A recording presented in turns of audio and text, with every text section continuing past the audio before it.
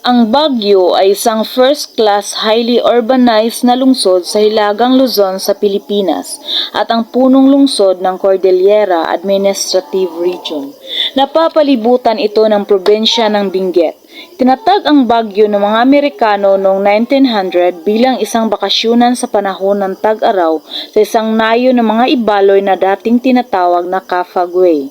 Ginawang summer capital ang lungsod noong 1 ng Hunyo 1903 ng Philippine Commission at idiniklarang lungsod ng Philippine Assembly noong 1 ng Setyembre 1909. Ang pangalang Baguio ay hango sa salitang ibaloy na Baguio, nang ibig sabihin ay lumot. Tinatayang nasa mahigit kumulang sa 1,500 metro or 5,100 talampakan ang taas ng lungsod na naaayon para sa paglaki at pagdami ng mga punong pino at mga halamang namumulaklak. Ayon sa senso ng 2020, ito ay may populasyon na 366,358 sa may 100,220 na kabahayan. Ang lungsod ng Baguio ay matatagpuan sa bulubundukin ng Cordillera Central sa Hilagang Luzon. Ito'y napapaligiran ng probensya ng Benguet. Ang kabuuang sukat ng lungsod ay 57.5 kilometro kwadrado. Ang ayos ng lungsod ay naaayon sa naunang plano ng tanyag na arkitektong si Daniel Burnham. Ang bahay pamahalaan ng lungsod ay tinayo sa mismong gitna ng lungsod. Ang lungsod ng Baguio ay kilala dahil sa kanyang katamtamang klima. Dahil sa kanyang taas, ang temperatura ng lungsod ay mas mababa ng 8 sentigrado kumpara sa temperatura sa mga mabababang lugar. Maburol ang kabuuan ng lungsod at ang kanyang mga lansangan ay ginawa ayon sa ayos ng lupa. Ayon sa klasifikasyon ng klima ng Köppen, ang Baguio ay may isang subtropikong klima sa mataas na lugar or CWB. Malapit sa monsoon, tropical na klima AM. Ang lungsod ay kilala para sa kanyang mapagpigil na klima. Ang lugar na kung saan nakatayo ang lungsod ay unang tinirhan ng mga katutubong ibaloy at kankanae. Una itong naging pastulan ng mga baka at mga iba pang alagang hayop. Noong panahon ng pamamahala ng mga Kastila, hindi gaano binigyang pansin ang lugar dahil sa klima.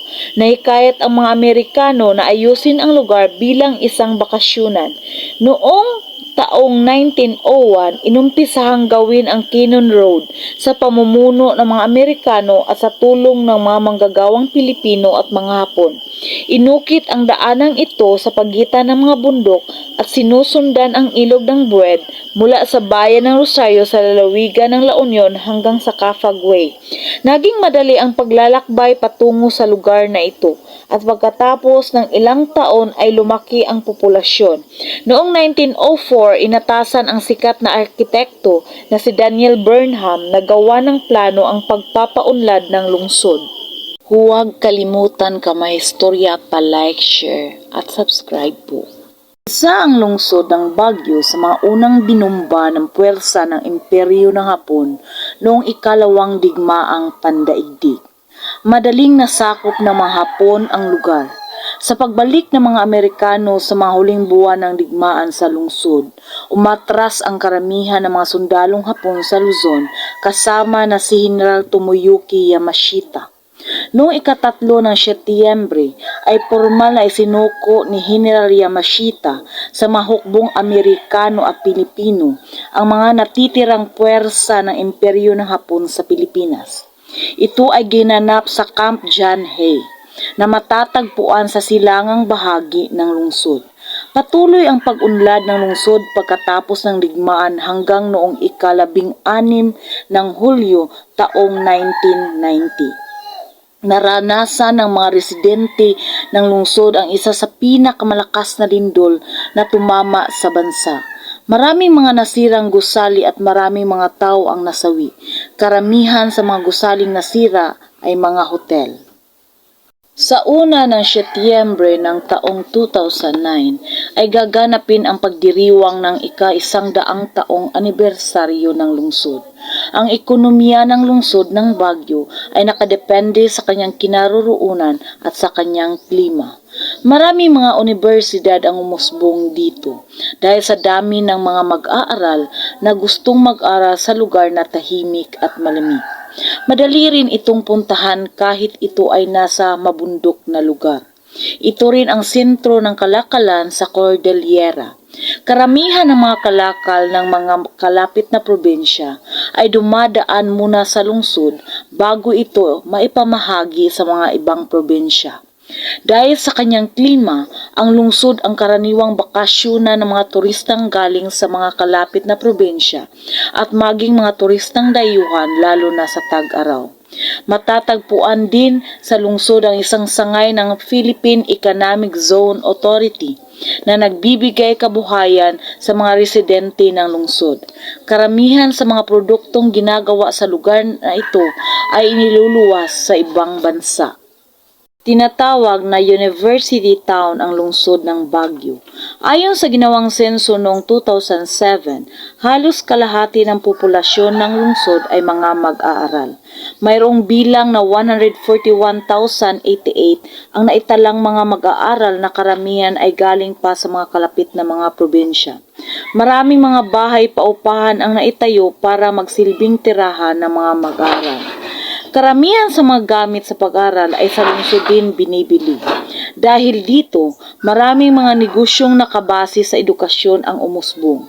Dahil sa klima, mga magagandang tanawin at sa mga makasaysayang lugar sa lungsod, maraming mga turista ang gustong magbakasyon dito.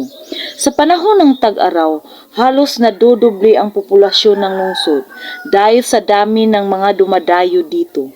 Dahil dito, mahigit sa 80 hotel ang naitayo sa lungsod. Marami ding mga bahay paupahan ang nagsisilbing pansamantalang tirahan ng mga turista. Ang Panagbenga Festival ang isa sa mga pangunahing kaganapan sa lungsod ng Baguio na humihikayat sa mga turista na akyatin ang lungsod. Ito ay isang buwang pagdiriwang na binibigyang halaga ang kagandahan ng kalikasan sa panahon ng pamumulaklak ng mga halaman. Dahil din sa turismo, umusbong ang mga iba't ibang mga negosyo na nagbibigay serbisyo ayon sa mga pangangailangan ng mga turista. Karamihan ng mga produktong galing sa mga kalapit probinsya ng Cordillera ay iniimbak muna sa lungsod bago ito maipamahagi sa buong bansa. Karamihan sa mga produktong ito ay mga gulay na bihirang tumubo sa mga maiinit na lugar. Naging kilala ang lungsod bilang bilihan ng mga gulay na may mataas na kalidad.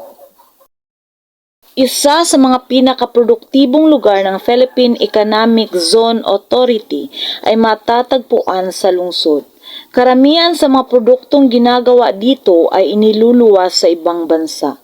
Ang mga dayuhang kumpanya dito ang siyang nagbibigay kabuhayan sa mga residente ng lungsod. Ang ilan sa mga kumpanyang matatagpuan dito ang isa sa pinakamalaking paggawaan ng gamit pang elektroniko, ang Texas Instruments, ang Muog na gumagawa ng mga piyesang pangmakina, at ang Sitel na isang BPO company o mas kilala sa tawag na call center. Ang lungsod ng Baguio ay isang lugar na kung saan nagtatagpo ang mga iba't ibang kultura. Kung nagustuhan ninyo kamay istorya ang topikong ito, maaari bang may like, share at subscribe ako dyan at paki-comment naman ang reaksyon mo dyan sa baba. Hanggang sa muli, ingat po tayo palagi. Maraming salamat po.